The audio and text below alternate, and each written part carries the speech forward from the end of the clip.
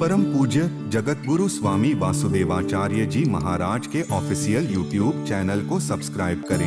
जय श्रीमन नारायण। अखाड़ा के अंदर प्रवेश किया। इनके हाथ में हाथी का दांत देख करके कंस थरथरा गया, मन घबरा गया। अब क्या करूं, बड़े चक्कर में पड़ गया। अब क्या करूं। इनके अंदर पहुंचते ही, रंगमंच पर पहुंचते ही कहा जल्दी से जल्दी पहलवान बुलाए जाए। न पानी को पूछा, न जलपान को पूछा। भांजा लगते थे, मामा लगता था, कुछ तो कम से कम शिष्टाचार करना था, लेकिन कुछ नहीं किया पट्टा। सीधे पहुंचते पहुंचते कहाँ है पहलवान। भगवान मंच पर गए तो मल्लानाम शनिर्नृणाम नरवर स्त्रीणाम स्मरो मूर्तिमान गोपानां स्वजनो सतां क्षितिभुजां शास्ता स्वपित्रो शिशुः गो मृत्युर्भोजपते विराड विदुषां तत्त्वं परं योगिनां वृष्णीनां परदेवतेति सततम् रंगंगतः साग्रजः अग्रजेन बलेन सहितः साग्रजः कृष्णः विष्णीनां परदेवतेत्यभास। वृष्णिवंशियों को परदेवता के रूप में, बड़े बड़े वीरों को वज्र के रूप में भगवान दिखलाई पड़ी, राजा के रूप में दिखलाई पड़ी। और जो असज्जन दुष्ट दुर्दांत नालायक राजे थे, उनको शासक के रूप में दिखलाई पड़े कि अब हमारी खैरियत नहीं है। ये सोचने के लिए बाध्य हो गए वे राजा भगवान को देख करके। स्वपित्रो शिशु नंद बाबा और वसुदेव उनको बालक के रूप में दिखलाई पड़े। भोजराज कंस को मौत के रूप में दिखलाई पड़े भगवान। मृत्युर्भोजपति विराट अविदुषाम, अविदुषाम अज्ञानिनाम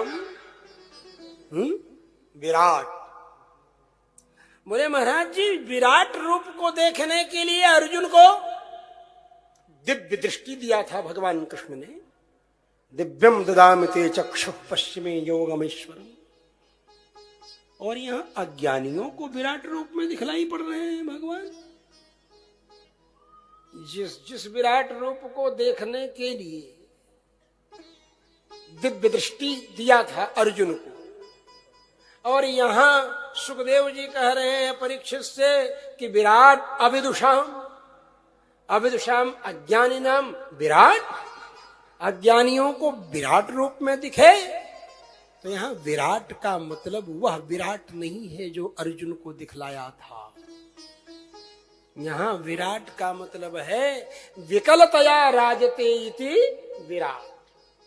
जो अज्ञानी हैं उनको विकल रूप में, माने अभी बालक हैं, ये तो मुष्टिक चाणूर तो बड़े बड़े पहलवान हैं, ये तो छोटे हैं, अभी बालक हैं, कैसे युद्ध करेंगे। अब टावर है।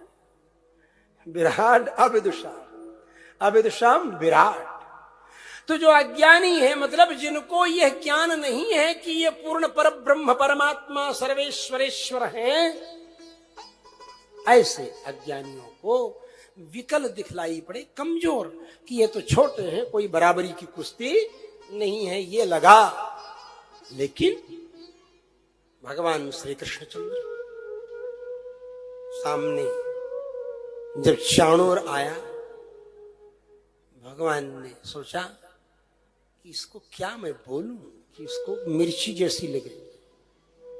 बोले शर्म नहीं आ रही तुमको? हम लोग छोटे हैं, बच्चे हैं, नालायक, स्वर, कमीने, कमबख्त, समझ नहीं आ रहा है हमसे कुश्ती लड़ने में? ये झल्लाया, अभी ये झल्लाता तब तक हस्ताभ्याम हस्तावाकृष्य पद्भ्याम एव च पादयो, हाथों से हाथों को पकड़ा और पैरों में पैर को फंसा करके गिराया।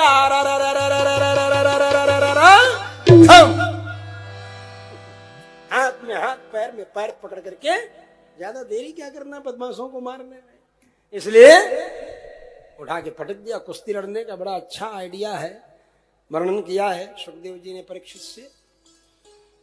इधर श्री बलदाऊ भैया ने सोचा कि मेरा छोटा भाई हमसे पहले अखाड़ा में मार लिया और मैं अभी मुष्टिकासुर से लड़ ही रहा हूं, बस आया जोश, उन्होंने उसको भी उठा के दे मारा,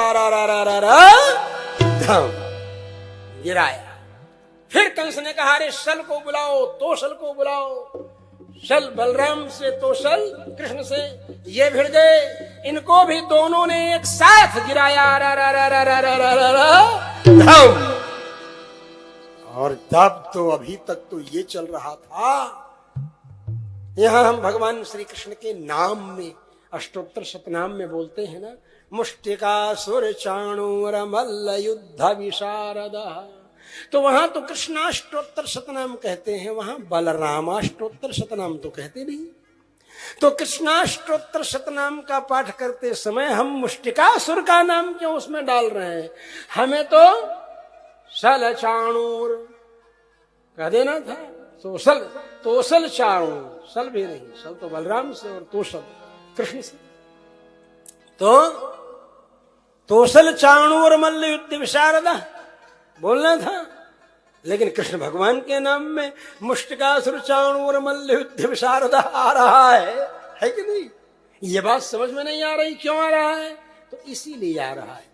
मुष्टिकासुर के वध के भी कारण भगवान कृष्ण, क्योंकि पहले चाणूर का वध कर दिए तो बलराम जी ने सोचा अरे छोटा भाई पहले अखाड़ा मार दिया, अब देरी नहीं करना चाहिए, इसलिए उन्होंने उठा के पटक दिया, इसलिए वो कारण हो गया। इसलिए भगवान के नाम में ये जुड़ गया आकर के, ऐसा हमें लगता है। जो भी हो, आप भी मानो, ये हमें जिद नहीं करते हैं, लेकिन ऐसा लगा कि मुष्टिकासुर चाणूर मल्ल युद्ध विशारद, ये बात है तो कुछ तो होगा। और उसके बाद जब कंस कहने लगा पकड़ो पकड़ो, मारो मारो, अब तक तो भैया इसने पत्ता नहीं खोला था, लेकिन अब हिस्टीरियाई अंदाज में चिल्लाने लगा, मारो मारो, पकड़ो पकड़ो। जैसे मारो मारो, पकड़ो पकड़ो कहा, वैसे भगवान ने वहीं से छलांग लगाई। छलांग लगा करके कंस के पास पहुंच करके उसके बालों को लिए दिए उठाकर अखाड़े में ले आकर के भगवान ने उसे पटक दिया।